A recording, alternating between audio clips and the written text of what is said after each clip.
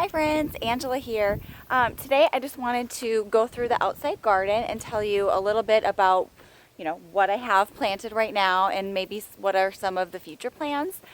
So first of all, this is the very first garden that we put together this year.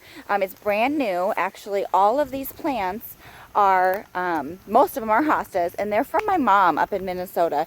She is my true inspiration. She has the most incredible backyard ever, and so and they're trying to sell their house to move officially to Hawaii, and so she brought me a bunch of her, she divided a bunch of her hostas and brought them down for me, so that number one, I wouldn't have to buy any, but also two, so that I could have a little bit of Minnesota home here in Missouri. This big tree in the yard is really the only tree that we have. Well, I take that back. We have two. We have one in the backyard too. And so this is really one of our few shade spots. But the tree is really nice and big and provides a lot of shade, so we're able to make a decent size garden for starters. So over here, I'll just show you, like, these two guys right here, this one and this one, are going to be huge. I just planted these late this year, so they didn't have much growth, and you can already see the cold nights have gotten to a few of them, but like literally, look how gorgeous these guys are, right? Like, the colors are amazing, and look how big this leaf is.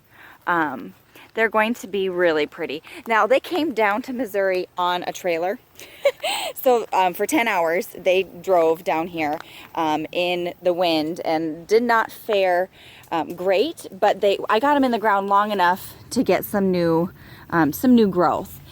I'll talk about Root Stimulator too. I have been using it on these guys to make sure that they did get a solid base before winter really sets in.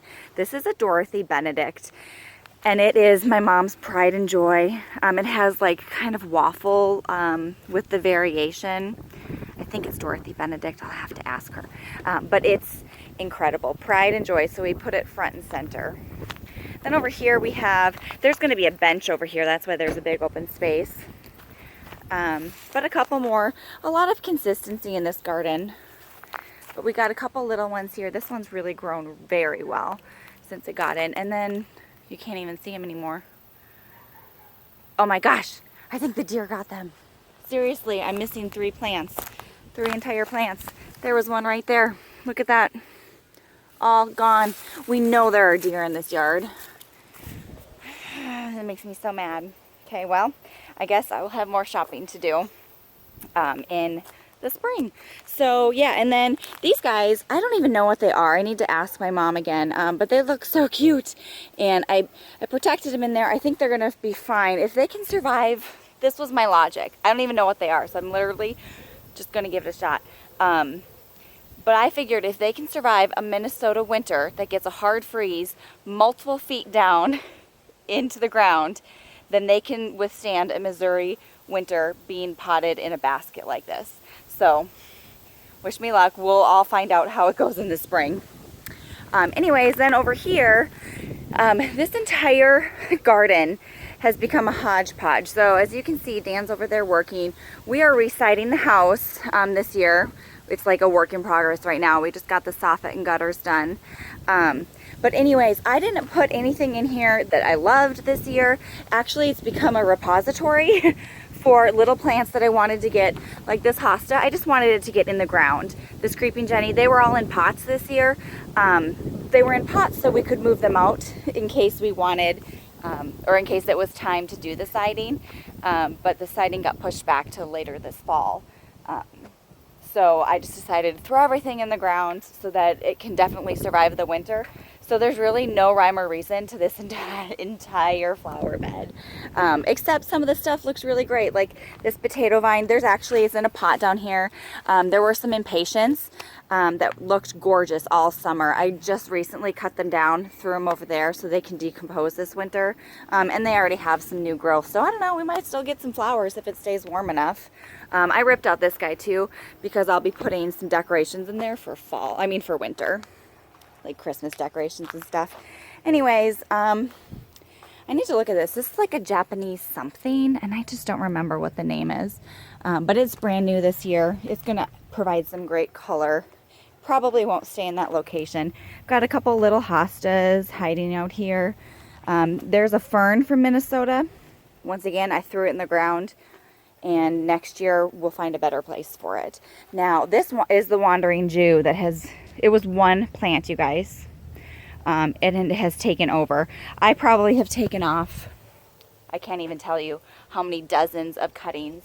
And I'll probably even clip a couple more before it like fully dies, but it's still incredibly healthy. Look how beautiful this all is. So I'll make some more cuttings and get them rooting in the house. I already have more than enough to give away. There's a huge big hosta. I planted that last year, so it had some good growth, but I had a really bad slug problem this year. So something I'll have to learn about and try harder with next year.